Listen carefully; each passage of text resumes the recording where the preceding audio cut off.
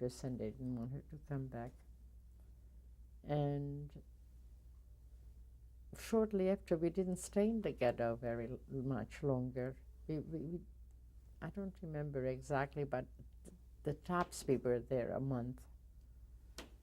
And then they started taking us away systematically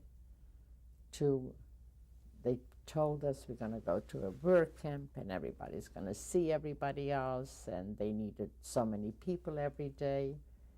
And they would take us I think we were the very first transports that we all went together, and they put us, when we saw the trains, it was like cattle cars, and they told us to just take very little with us, not too much. Everybody was allowed to take a suitcase, whatever belonging, and we did. And they packed us up on the cattle train. It was like herrings in a box. And that was the most horrible experience of my life, because there were no bathrooms, there was no water, there was nothing. They gave us a pail, and when you had to go, I had to go to the bathroom, and I want you to know that in front of everybody, and it stayed there. You had no place to dispose of anything, and you ate there and you slept there, and it was so scary, the whole experience. We heard gunshots constantly while we were going at night. And we heard yelling, and the train, the whistle, it stopped. And it was like they made it purposely to scare everybody away. And then, like once a day, they would open the cattle cars, and they would take the dead people off, because some of us died. And then we started going, and we traveled for days and days and days, and not knowing where they take you. And this took us, I would say about at least a week until we got there. Do you remember did you talk to anybody during this? Oh, yes, I was with my family. We were always together, everybody. And my mother felt so bad. When we had to go to the bathroom, she would take a blanket and hold it around me. You know, I was a young person, and to have to do this in front of all these people. And my sister, I think that she became, I think she lost her mind. She was so worried about the children. She kept on repeating herself, Yulika, if they ask you, you are 12 years old, don't tell them. She was only like 8. If anybody ever asks you, don't tell them how old you are. You are only 12 years old. And I think that she became psychotic. She became like, she didn't know what she was saying at the time. And finally we arrived to Auschwitz, and they took us off the train, and we arrived, and you see nothing but this humanity coming, these people with their families and carrying their little belongings. And when we get off the train, they said, leave everything there, and you're going to get your things later, and we're going to go to a work camp. And they had signs that Arbeit macht, that work makes you free. And there was this man who was standing on a platform there, and my mother was with my sister and the children, and she held their hands. And I was standing with my Aunt Gizzy and Serene. They said men on one side and women on the other side. And I stayed with my aunts together, and I saw that when he went like this, you had to go to the left, and then some people had to go that way.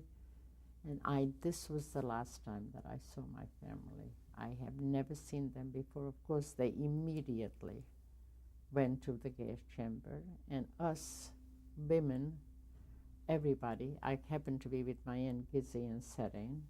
They took us into a room, a huge room, and we had to get undressed, naked, and they had like barber chairs all over the place, and we had to sit down. I had the most gorgeous hair down here, and a woman came to me, a Nazi, an SS, and shaved our heads. We were all bald, and they gave us a dress, a gray striped dress. And you can imagine that thousands of people in a room, everything was chaotic. We didn't know anybody. We didn't recognize each other.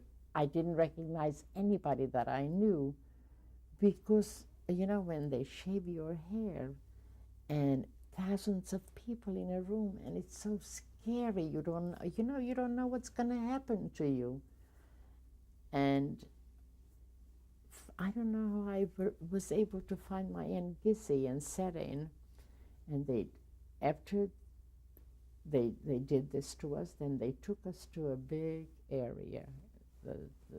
It was a center of whatever, and they had these barracks all around us, and the center of the area was cemented, and in the center there was an SS soldier, and we had to get undressed naked, and we had to go around him, and he examined everybody, whether they have any flaws or a scar or anything, and whoever had like anything wrong with them, immediately they were separated. This is called Seelapel.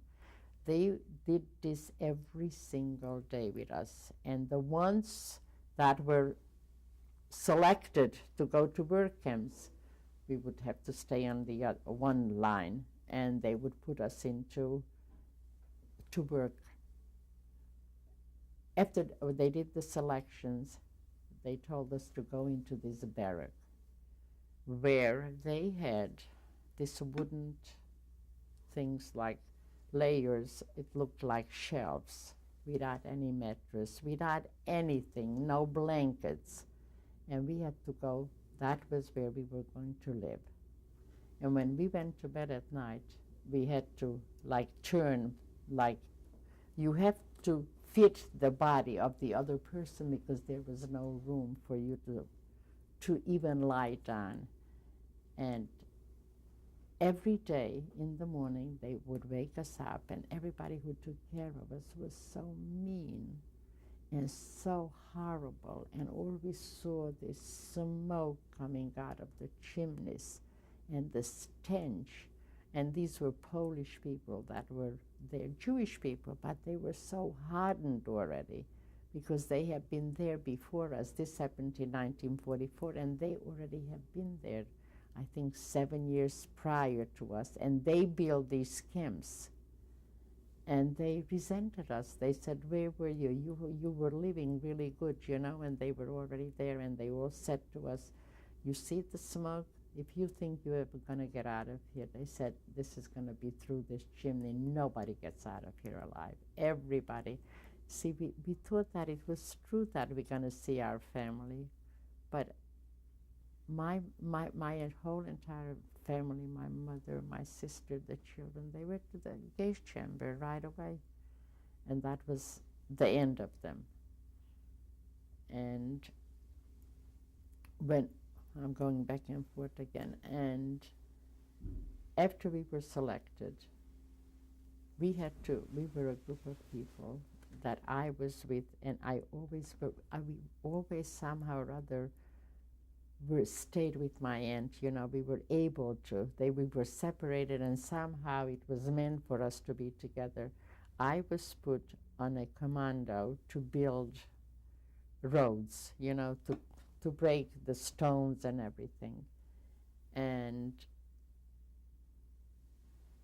we used to go out early in the morning and come back, and you had to go to the bathroom when they told you to go. They had these latrines. When we went, we had a guard who would take us when they thought we should go to the bathroom, and it was like pits, and you had to just squat there and do whatever you had to do. And if you were not finished, they started hitting you, beating you, from behind. And some people, when they didn't move fast enough, they were just shoved into the latrina, and they let them just suffocate or drown in the dirt.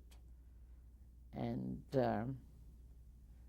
this is, the way we lived in Auschwitz every single day. Every day there was the selection, the Zelappel and this, and we heard. And then you hear stories that women, they hid the fact that they were pregnant, and they give birth to a child, and then we heard the commotion at night. They came and they took the babies away, and they killed the babies. It was like horrifying constantly to know that every minute something more horrible is going to happen to us. And we were there. I was in Birkenau. That was the work camp where I was for, I would say, about a month. And from there, they took us to different places. We were taken, our group, to go to Gelsenkirchen.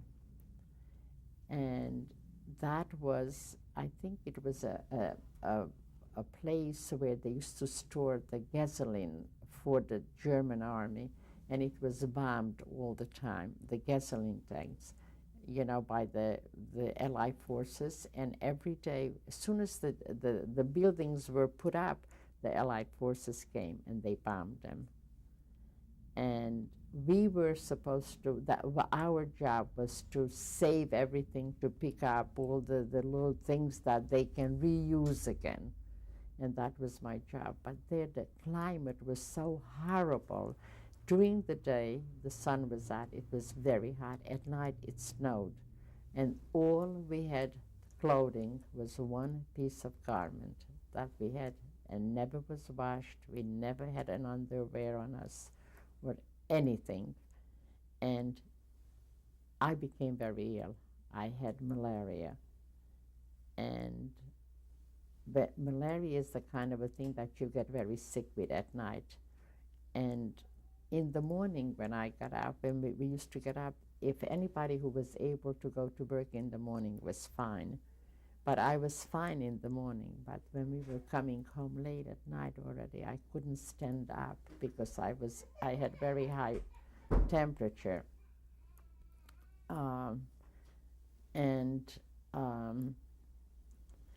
People who became ill later on, they were shot because they didn't want anybody to not be able to go to work. And this is how I went, and my aunts hid me sometimes, and whatever they, just hold me up, that they shouldn't see that I was not able to go to work. And this went on, I think we were in Gelsenkirchen about 2-3 months, and then they took us. How did you get from Auschwitz to Gelsenkirchen? Always by cattle cars, all the time. They had transports, they called them. And they put us on cattle cars, and we were taken away. We went from Gelsenkirchen, we went to Essen, where they had this group ammunition factory. And I worked there, we worked there. When I got there, I worked to make, I think that they made cannonballs in a low pit where you had to work with a big machine that was making and carrying all the stuff, and it would, when you had to press down on something, and it hit me on the shoulder all the time, the level that I was working with. And we lived in a barrack outside of the city, like 20-some kilometers. Every single morning we had to go by foot to go to the factory, and in the snow, and we didn't have shoes, we just had wooden shoes. And they used to see if you had the wooden shoes weren't bad, or or if they weren't broken. And my aunts were going with me every day, and the law was that if your shoes were not good, then they let you stay behind. So what I did, I was very daring. I ripped the shoe off. So I used to say to my aunts, "You stay home and I'll go to work." And I did this, and they discovered that this one particular guard who was watching us didn't like me to begin with. He used to hit me all the time. Every day when we went in to get a little food or something, he would hit me in my face all over. He just, he was mean, and he was like barbaric. He was so terrible. And he found out what I did, and he took me behind the building, and he had his revolver in his hand. And there was one Jewish girl who was the Lagerl tester, they call it. She worked for the Germans, taking care of the Jews. And they all had advantages, because they had a better position than anybody else. And I think that they were servicing the German soldiers. And this girl's name was Rose, and when she went to talk to him on my behalf, and it was unprecedented that he wouldn't shoot me. And she saved my life, this woman, because I dared do something to the German property, that I broke a shoe or something. And I have to tell you, when we went there, the first time I realized that I had lice in me. They took us and we lived like animals, not like human beings. Just for instance, when we used to walk during the day and we would arrive into a city, the people, they wanted to know whether we are men or women, because you saw this thing wrapped in a blanket. That was our winter clothes, that you covered yourself and that you wore and everything. And no hats or anything, and dirty, filthy things. You can imagine that for a year you don't take a bath, or you don't have any change of clothes or anything. What we had looked like, that people didn't even know whether we were men or women. Those are the conditions that we lived. And then after we were there, I think already it was close to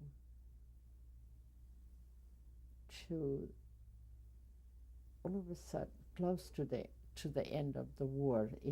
We heard stories that that the Allied forces are winning, and but we didn't really believe it. Every time they would come, or even in Essen, they would bomb. They had so many planes come, and we saw the planes and bombing and the fire and everything. And we were so happy when we saw this, because we figured that the more bomb they're gonna throw down, the better it is for everybody.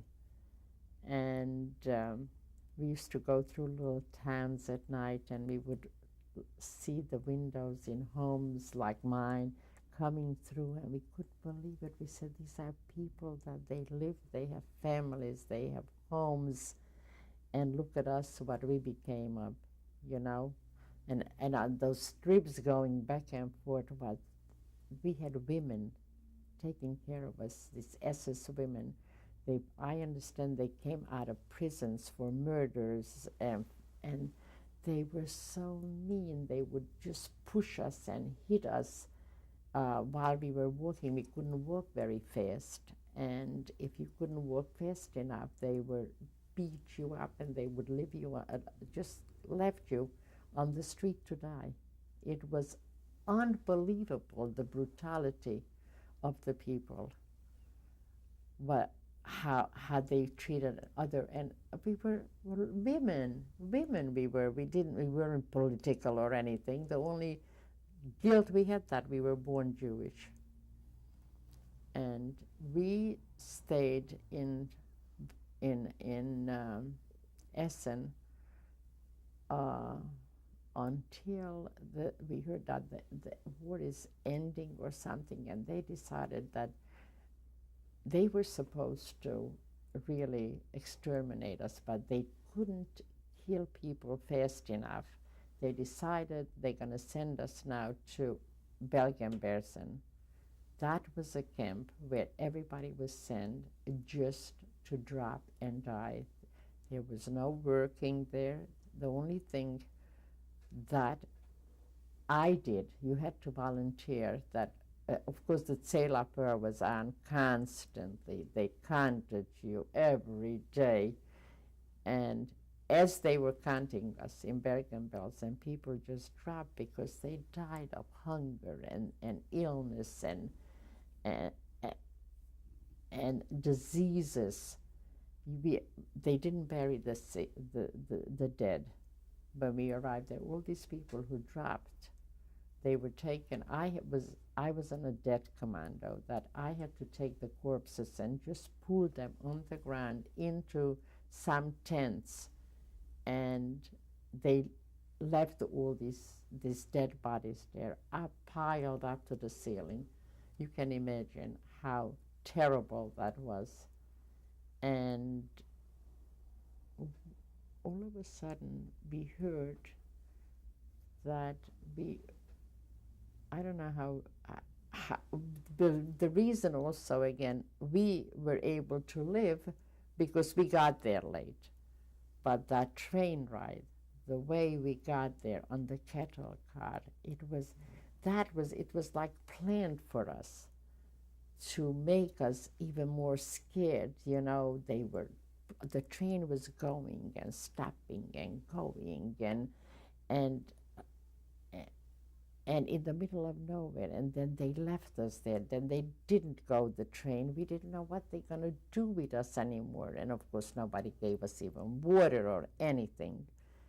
And finally, we arrived to Bergen-Belsen, where it was, if you can picture anything worse than already we have been through.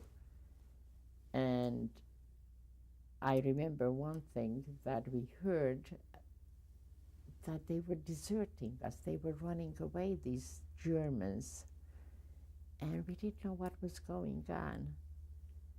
And somebody said that there are the British Army is not too far, and we saw a tank came in.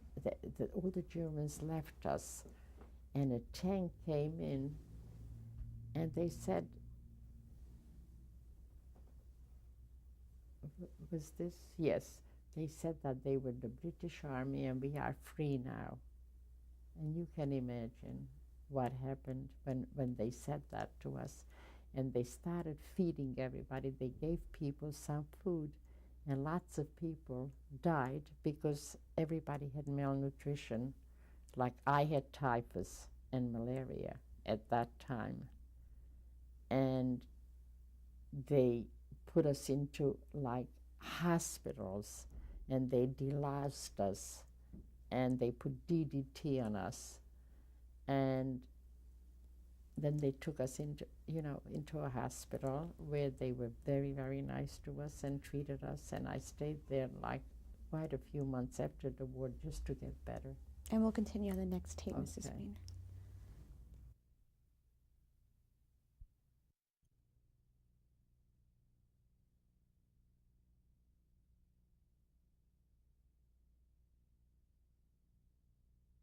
Perez. Today is September 19th, 1995, in White Plains, New York.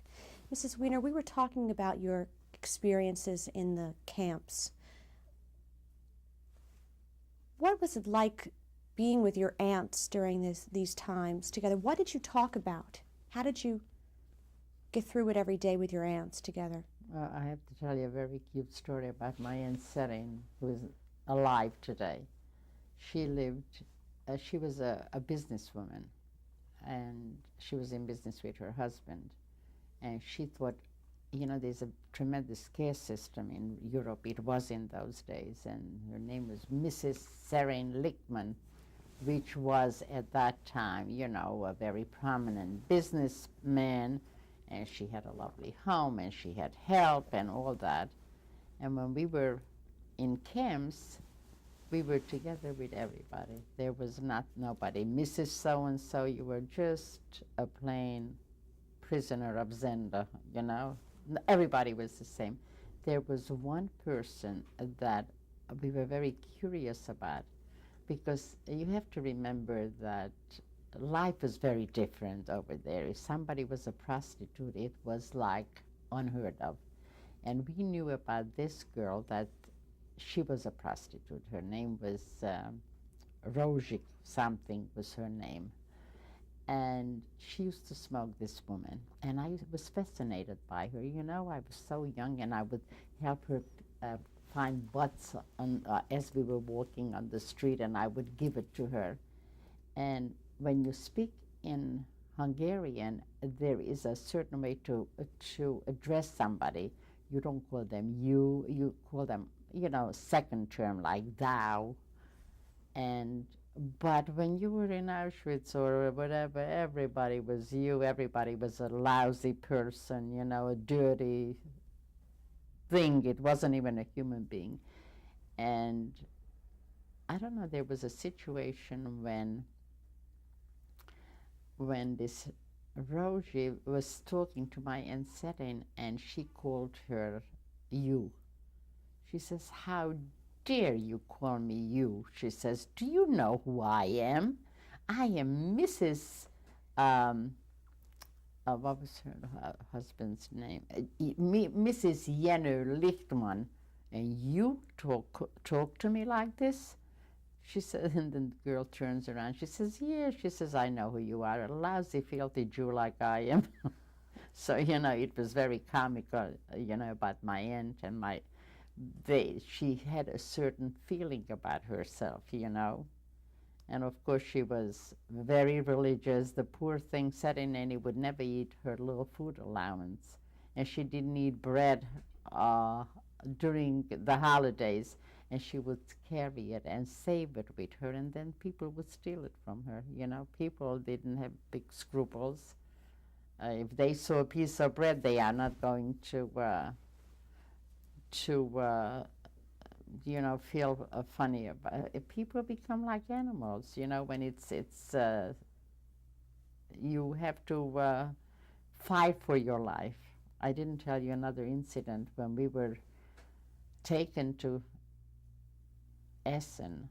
They had all these air raids, and they would make us live in bombed out homes, and where there was no heat or anything, and we would sleep one on top of the other. And one night we went to sleep at night, you know, all of us, and people used their plates to urinate in because there were no toilets or anywhere. And I was sleeping on the lower part of the bunks, and this girl had to go to the bathroom, and she used her plate, and during the night she spilled her urine on top of me, you know. This is the living conditions that we lived in. Can you imagine people urinate in their plates, and then they use it for their little food the next day? Well, you were asking me about my aunts during my aunt. I was more protective of my aunts than they were of me, because we were raised that your relatives are, you know, you are responsible for them and you honor your relatives. And I always felt no matter what I did, the reason I am alive today, and they are, because I volunteered for everything. I did whatever the Nazis asked me to clean their dwellings for them. I cleaned their dwellings for them. And every time, you know, I did a little extra work, that meant that I have a little extra food. And whatever I did, I used to work in a kitchen. and we had the raids at night. And you know, when you work in the kitchen for the military, I used to peel potatoes and I used to peel carrots and everything. And I had I was very privileged because at one time I was a crane operator, and they gave me a pair of pants because of this and a little kerchief. And when they had these air raids, after that I worked in the kitchens, and I still had the pants. I used to take raw carrots and everything and fill it up from here to there in my pants. I just kept on throwing it in there, and I would go into the room where we stayed, and all I had to do is say Gizinene, and she knew. Nobody knew what she was doing. She would bend down and take out all the little food, the extra ones that I had, and we would make a little fire outside, and they would bake the potato, and we always had a little extra because of me. So it was the other way around, you know. I was more protective of them, and at one time I was very angry at my Aunt Serin because when we almost before liberation, the Nazis left, you know, they were running away. They were saving their own lives. They used to, we found out that they would put on the uniform of the prisoners and they would stay in barracks, and the only way they find them because they had the tattoos under their arms just before the war ended, and they were running away. And then we knew that there were some you know, the potatoes in Europe they keep outside in the ground. I don't know what they call that in English, you know, where they store potatoes on the farm too. Anyhow, and they were going, you know, the Germans were running away, and what we did is we ran over some fence and we stole some potatoes, and at night we would be outside and we would make like campfire, and